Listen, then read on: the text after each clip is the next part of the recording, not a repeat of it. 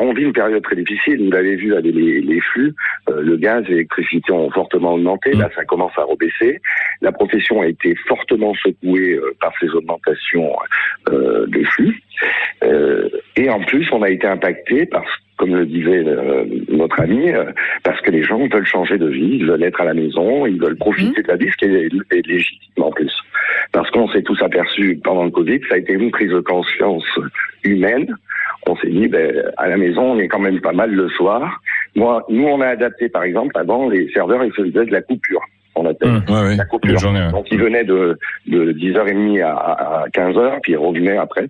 À 17h30, la majeure partie des restaurateurs ont enlevé la coupure pour justement s'adapter. On l'a entendu tout à l'heure, l'électricien, on s'adapte.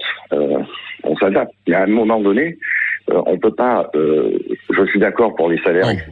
Le restaurateur peut pas se mettre au service de celui qui doit être normalement son employé, quoi. Voilà, on peut pas. Ensuite, on va arriver au plafond de verre. Bah oui. On se rend compte, comme disait l'autre, on saute comme des cabris, les salaires, le repos, la maison. Mais à un moment donné, il faut bosser. À un moment donné, il faut bosser, ouais.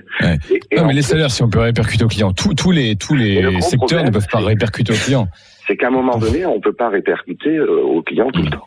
Merci Alexandre d'avoir été avec nous. Merci Alexandre, restaurateur. Et venez dans l'Aude, nous y sommes. Déjà, on peut inviter ceux qui veulent bosser ou ceux qui veulent travailler à aller dans l'Aude. Terre de rugby. Voilà. Et en plus, les salaires ont augmenté. C'est Emmanuel qui est avec nous. Bonjour Emmanuel. Oui, bonjour. Gérant d'entreprise. Bonjour Emmanuel. Alors, qu'est-ce que vous en dites, vous, ces restos qui ferment le dimanche, qui sont pas sûrs de pouvoir passer la saison l'été? Oui, je suis d'accord. Je suis d'accord avec les restaurateurs qu'il y a des gros problèmes de recrutement, de personnes qui ne veulent pas bosser. On se met en quatre pour nos collaborateurs afin de leur garantir le meilleur pour leur vie perso, etc. Mais de l'autre côté, nous, on peut pas toujours se mettre en quatre parce qu'on a besoin de travailler, on a besoin de faire rentrer de l'argent parce qu'il y a les charges qui sont conséquentes. On ne se paye plus, en tout cas pour ma part, je ne paye plus correctement depuis des mois et et je subis toute cette carence de personnel. Vous cherchez quel est votre domaine d'activité, vous, Emmanuel? Je suis dans l'esthétique. J'ai des centres, enfin maintenant j'en ai plus qu'un parce que je l'ai fermé il y a 3 semaines. J'avais 2 centres esthétiques dans les galeries commerciales. D'accord, ouais. J'ai une équipe, j'ai eu jusqu'au moment du Covid 8 personnes. Et là j'ai dû réduire carrément de moitié. Et j'ai 2 salariés qui sont en arrêt maladie. Et des fois, même en absence injustifiée, pas plus tard qu'avant-hier, j'ai eu un mail en disant « Je ne viens pas aujourd'hui, je ne serai pas là demain, je reviens vendredi. » Ah bon? Voilà, sans justificatif de médecin.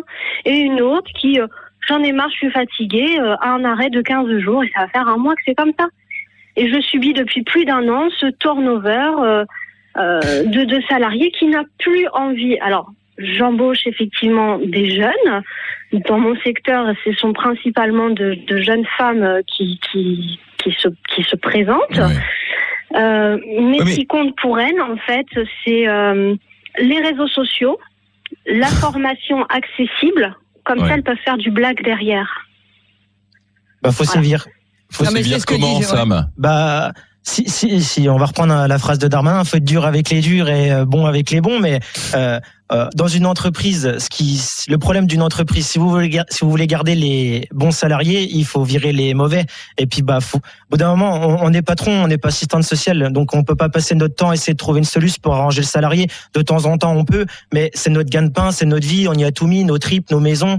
Et au bout d'un moment, le salarié, il est pas content. Et tu te dégages. Et par contre, après, c'est à l'État, à Pôle emploi, de dire à ces gens-là, vous aviez un boulot, vous êtes parti parce que vous étiez fatigué. Donc, on sucre les indemnes. On va pas vous payer pour être en repos. Vous aviez un boulot, vous avez 5 semaines de congés payés par an, vos RTT, sûrement des jours de repos dans la semaine. Donc au bout d'un moment, voilà, on peut pas toujours dire à tout le monde c'est pas grave mon petit, tout va bien se passer. Non, tu veux pas travailler, la portée est là. Par contre, c'est pas la peine d'aller à Pôle emploi, ils voudront pas de toi. C'est tout. Alors après, s'ils veulent faire une reconversion professionnelle, ça c'est un autre débat. Si vous dites moi je veux partir, je veux plus faire ça, que derrière on l'accompagne, c'est plutôt quelque chose qui marche bien en France.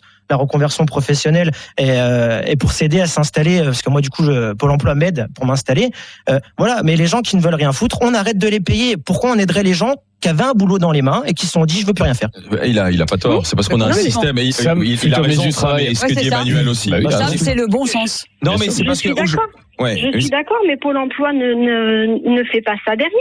Et elles sont très au courant de la façon qu'il faut procéder afin que le patron puisse les licencier. Elles sont au courant. Moi, j'en ai une qui est là actuellement qui dit je vais partir, donc je mets les arrêts maladie. Comme ça, elle va me virer. Donc ça va me coûter encore de la virer, les procédures, le comptable, etc. Ça va me coûter. Et derrière, elle va avoir le chômage. Alors que dans la logique des choses, si on ne se plaît plus dans une entreprise, on recherche ce qui se passe dans une autre entreprise. Voilà. Il y a eu des durcissements sur les abandons de poste, par exemple. Enfin, la logique que décrit Sam, c'est quand même celle qui est en train de se mettre en place. Elle va peut-être pas assez vite, mais c'est quand même ça qui prévaut aujourd'hui. Merci Emmanuel d'avoir été avec nous. Je vous souhaite de trouver vos employés, ma chère Emmanuel. À bientôt. Merci beaucoup. À bientôt dans les GG. Au revoir Emmanuel. On a posé la question. Donc ces restaurateurs qui ferment le dimanche parce qu'ils n'ont pas de main d'œuvre, faute de main d'œuvre. Est-ce que c'est alarmant ? Oui, 61%. Enfin, vous avez quand même 39 voire 40% des gens qui estiment que non, c'est pas alarmant. Donc on est encore dans cet état d'esprit aujourd'hui. Ils ne sont pas dans l'Aude. Comment ? Ils ne sont pas dans l'Aude. Ils sont pas dans l'Aude. Oui. Où ils sont tranquilles, à savoir qu'ils peuvent rebondir de boulot en boulot encore aujourd'hui.